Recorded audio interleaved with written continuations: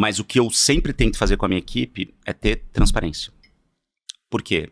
Porque a maior parte da minha vida eu fui liderado, e o que mais me incomodava e o que mais me distanciava dos meus líderes era a falta de transparência. Falta de transparência na hora de pedir alguma coisa, falta de transparência na hora de comunicar um resultado. Cara, dá um exemplo. Cara, vou te dar um exemplo muito claro que acontecia bastante por uma questão técnica também, por uma dificuldade técnica. Eu não achava que você ia falar isso. Eu não achava que você ia falar isso. Muito legal. Mas essa pergunta, eu ia ter uma resposta bem diferente antes.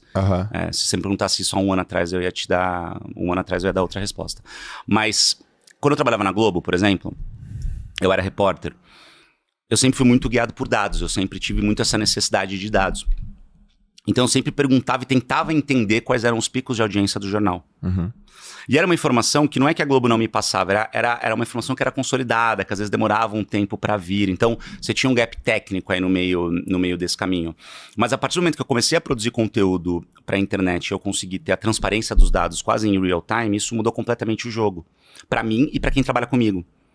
Então, uma pessoa que trabalha comigo, me ajudando nos meus conteúdos, eu preciso ter muita transparência de para onde eu quero ir com aquele conteúdo e quais são os resultados que esse conteúdo está dando. Por quê?